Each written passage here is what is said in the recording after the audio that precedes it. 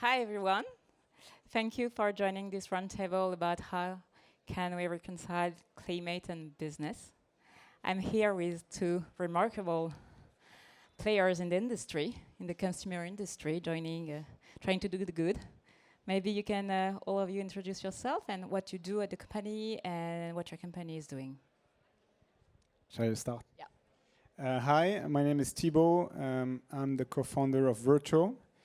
At Virtuo, we are building a car on-demand service. So more concretely, it's an app from which you can rent a car very easily, thanks to technology that allows you to actually unlock the car through your smartphone. So the car can be delivered to your home, or you can pick it up from a station. We have about 100 stations across the biggest city of Europe. Yeah, and that's it. And our customers are using us as an alternative to car ownership. And of course, climate change as one of our biggest concern. And we try to change the system, to be part of the change actually from the car ownership system to the trip economy, which is much more sustainable for us, for the cities, for the planet. Thank you. That sounds great. I'm Thomas. I'm the CEO of Vinted. Vinted is an app where you can sell your clothing to other people, so second-hand clothing. Our mission is to make second-hand first choice worldwide.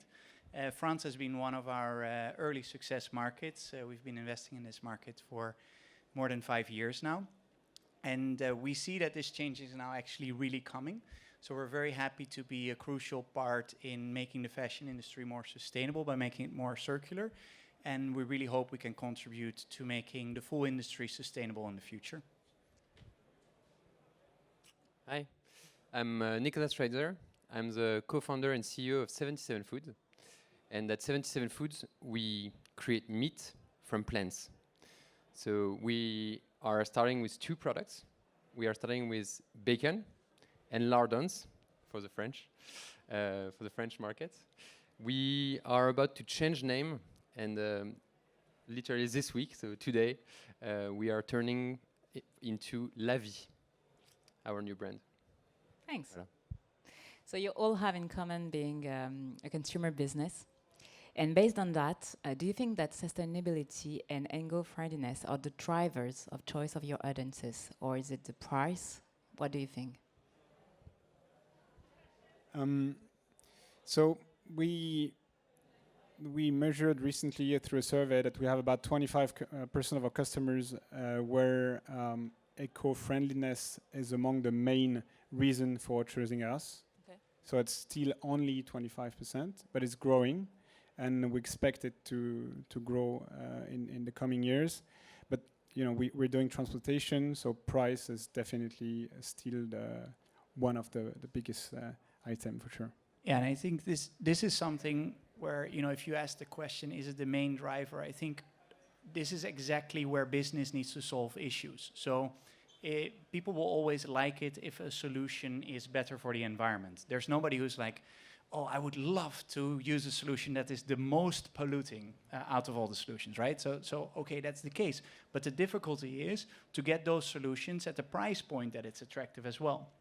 So that people, the closer you get it to a price point is the most attractive, and there can be a little bit of a delta, but the most closer you get it, the faster you'll get to mass adoption. And I think this is always for any business the biggest friction point and the biggest challenge, because consumers are very careful with their money, because you know they work hard for that money, so it's very logical they think wisely about how to spend it.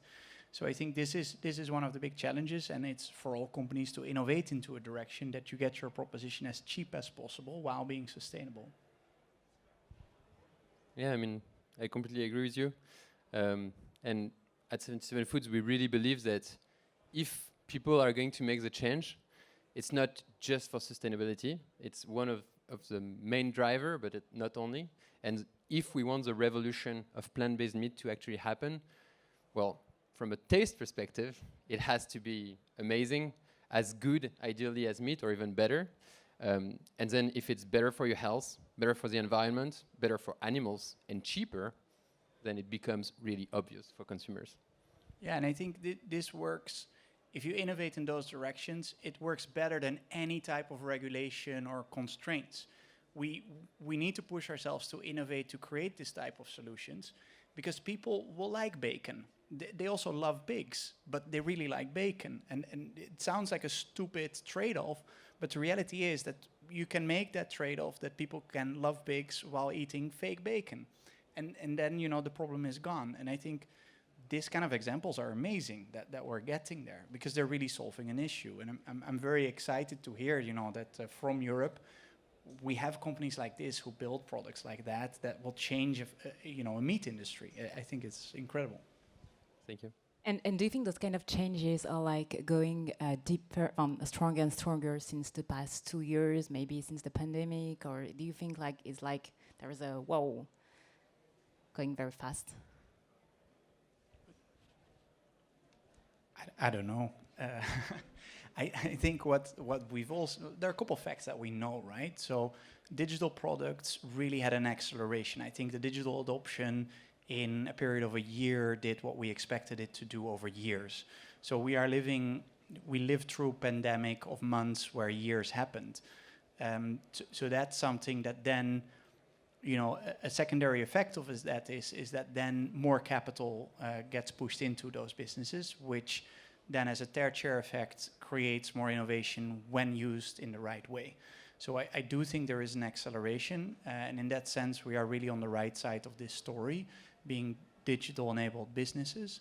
Well, you're not the fully digital, but the two of us at least. So I think there is something, but I think it only comes when you have people like him who are really putting the innovation into place. And I think that frequency is kind of similar, yet there has been an acceleration. Yeah, in our case, there has been an acceleration, but mainly thanks to the cities, actually. We also, the cycling lane in Paris, they called the Corona cycling lanes that were created during the pandemic. Same story in many cities in Europe. So that kind of thing has an impact on car ownership rate, and then it has an impact on our business. So we see an acceleration. Do you think that trying to achieve sustainability at any level of your business, on your core business, but on the way you just operate your own business, trying to achieve like being sustainable everywhere, is it like a driver of growth? Is it like helping you to grow faster, or is it something that at the opposite is slowing you down compared to company that doesn't take sustainability into account? Never. Yeah, I think it's rather a short-term versus long-term thinking arbitrage. So if I take our example, so we've decided since the beginning of 2021 to offset all our carbon emissions. So this has a cost, so it impacts our margin. So right now, it looks like a wrong decision, right? Impact on the margin, but long-term thinking, it will have a great impact. Besides the vision we have, it's going to have a marketing impact as well, because consumers are going to get more serious about that. First example. Second example, it's about electrification of our fleet of vehicles. So we add more and more electric vehicles. It costs more to operate them because it's different. You have to charge them, etc., etc. So again, impact on the margin, but we're learning the future, and I think, and we're going to be good at that. And in the future, it's going to yield some profit. So it's short-term versus long-term thinking, I think. Yeah, I think the same. And I think if you think of it, let's say, I think the people demand a sustainable world. And when you look at it from a pure physics perspective, you know, we cannot extract more stuff than we're doing right now. There are limits to this world. So we are constrained physically and then also by regulation in the future. And if you believe in that and you want to build a healthy business for the next decades, then you're getting ready for that. It's just, you know, pure strategic value of long-term growth. You have to. Yeah, I mean, I think we're aligned. What's interesting is that even for large businesses, unexpected businesses like Nestlé, I think they're getting more and more conscious of this. And Nestlé just recently sold off any business, any brand that had meat. So Herta, for example. Okay. So, and they're focusing everything on anything that is non-meat. So even for huge businesses like Nestlé, it's becoming obvious that we have to get ready for the future. And yeah, it's interesting. Yeah, you see pension funds completely retracting from oil. So, I mean, if the biggest funds are redirecting their money in a certain direction, then you want to be in that direction in the future. So it doesn't matter what business you are. I mean, we are designed sustainably, but like for any business, I think it's essential to do it. But have you been as a CEO of the company, you're sustainable by design, but have you ever been in a position where you need to choose between taking a decision that is good for the planet, but at the expense of the direct profitability of the company? Is it difficult to do the trade-off? Or? I think you take those decisions every month. Like, how do you deploy money to run your servers? So we run our own servers, we make sure they're on green energy. Well, surprise, surprise, that's more expensive. We make sure that we decarbonize the air that comes out of the servers. Surprise, surprise, that costs extra money. I mean, yeah, you make those decisions, and thus you're looking at a P&L that looks differently, and thus you're more challenged to innovate. But you do those innovations, and as soon as you get it working, you're done with it, and you got a sustainable solution, and you can move forward. And for the same thing, I mean, we shouldn't lie about things, about what is working already and what not. So if we look, for example, at shipping, a large part of the transport is now electrified of our shipping. We're working on replacing packaging and finding sustainable packaging solutions as well. But we also need to be honest, it's not completely fixed. And I think consistently it's two things: taking the right decisions on how to allocate your capital, but also where to deploy innovation capital, which means in, let's say, in packaging or in shipping or in negotiations with shippers. So when we are negotiating with a shipping company, we can only negotiate on price, or we can ask them to justify how their carbon output is and to ensure that they pay off for CO2 and that they build more electrical fleet. We have that power. If you have that power, you have that responsibility. And I feel that anybody who works at Vinted feels that we should take those decisions responsibly.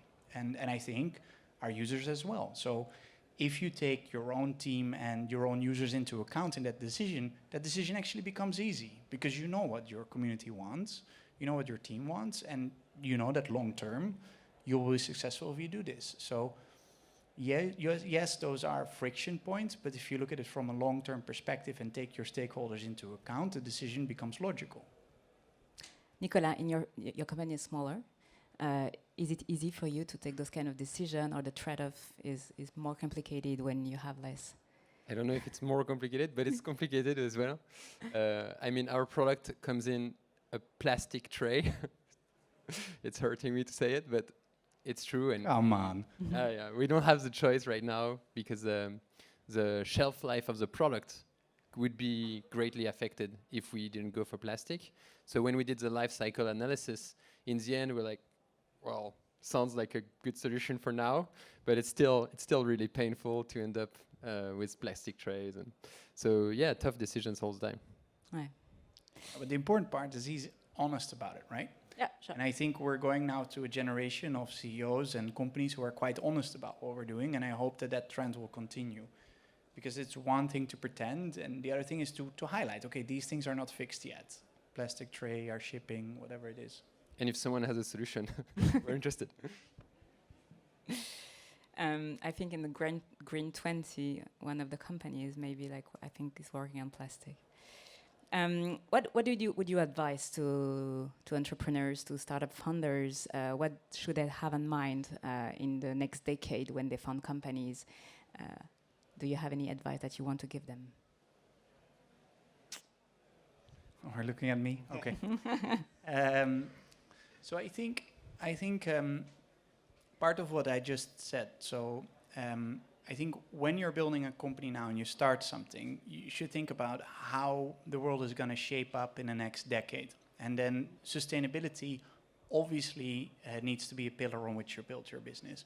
I think it is one of the biggest business opportunities that we are faced with over this decade. You can replace bacon, for example, massive industry, right? And then you can come up with a solution that works better, will be cheaper in the end, and that solves a huge sustainability issue. So actually, I would think from a sustainability design point of view, and you will find tremendous opportunities to build huge businesses that in the end then help to solve a problem. Yeah, I fully agree. I think that technology and entrepreneurs will play a great part in the climate change fight. And it's full of opportunities. As you said, capital is becoming really abundant to finance those opportunities. So if I would start a business today, I would definitely look into climate change and global and sustainability issue. I'm sure there's plenty of things to do. And did you see like use cases or technology somewhere in the planet that maybe we don't know about that like you think are remarkable? Do you want to share some ideas? I think that on the carbon capture side of things, it's really early stage. It's really deep technology, but it's only the beginning, and we'll have to capture at some point. So I would say carbon capture. Okay. Yeah, I talked to a guy who, and this is gonna sound stupid, I'm gonna talk about cow farts. So there is a guy who built food for cows that make cows fart 90% less. And I mean, it's always better to have less farts, but if cows fart less, that's really impactful on the environment. Sure. Because we have a lot of cows.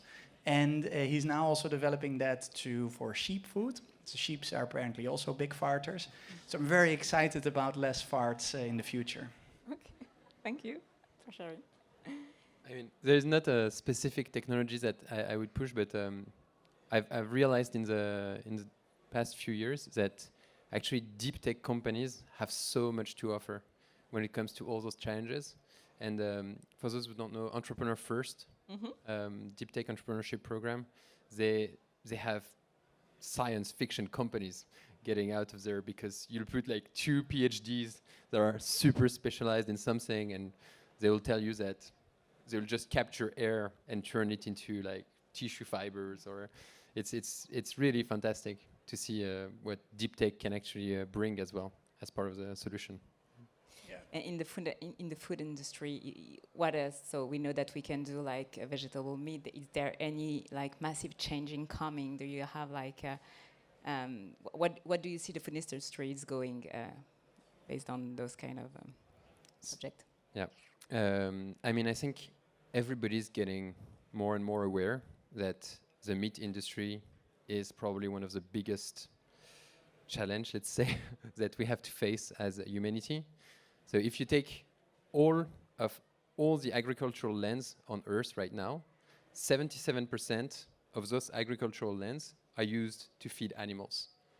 And animal production is supposed to double by 2050. So it just doesn't work. Like, regardless of how it's impossible. We're talking about land size that would be the entire American continent. So from Canada all the way to Chile, just to feed animals. And so since we're going to be 10 billion people that are all looking to consume more and more proteins, everybody's starting to realize, okay, definitely we have to find new solutions. And I think plant-based meat is a great option. But we're seeing more and more innovation, let's say, in cell-based meat, in fermentation, and there are more and more companies that are innovating. I'm really happy to see that we are more and more trying to address the problem. I don't know which technology will take over, but what I can guarantee you is that in 25 years, your children will not, animal meat will be a small part of the diet. Crazy.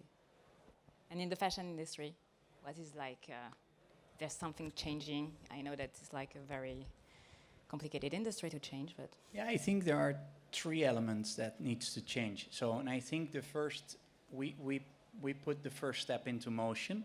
So now everybody's talking about second-hand, and many companies are actually attracting investments and building their own platforms for secondhand, which is really good. And then I think the other two, so I think that will happen. Secondhand will become first choice globally. Then the other elements that need to be solved are shipping and production.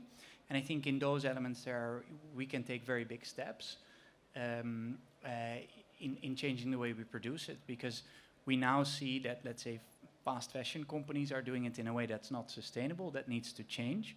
And I think it's the end of the fast fashion? Look, I'm not going to make claims like that here.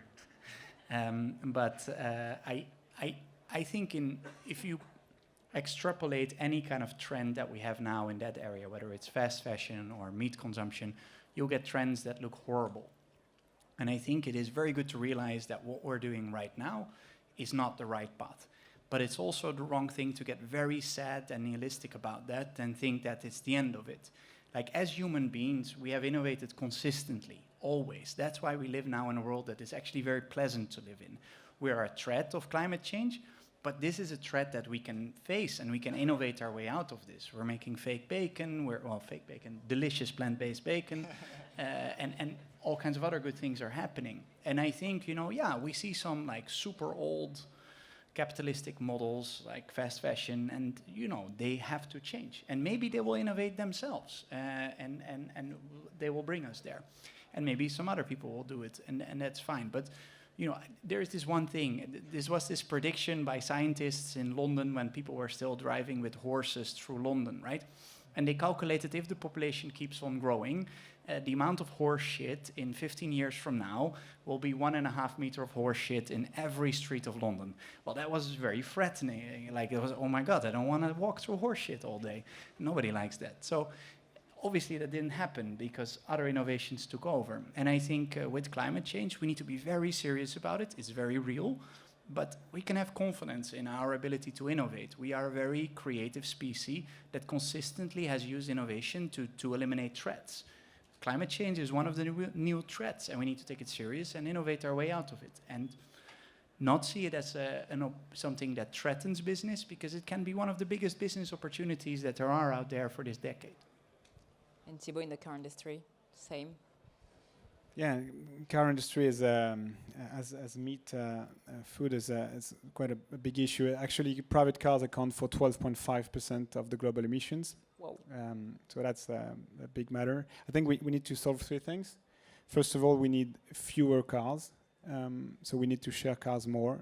When you know that the private car is used on average 5% of the time and stays idle 95% of the time, there's something pretty easy to optimize. Second, we need some lower emission engine. So that's coming from the industry, obviously, electric vehicles and better engines. And third, last but not least, we need to stop use the car when it's not needed. You don't need a car to go buy something kilometers away from where you live. The thing is, with the current model, where you buy the car and you pay all the trips up front, you have a strong incentive to actually use the car as much as possible. But if you switch to a trip economy, where you would pay per trip, you would realize that 10 euros, which is the cost of maybe a 2 kilometers trip by car, is too expensive to just buy some bread. So that's 3 big issues, but it's changing fast. So I'm optimistic, as Thomas is. Thank you to all of you for sharing those ideas and what your business is doing to help the planet be better. Thank you, everyone. Thank you for listening. Thank you, Lara.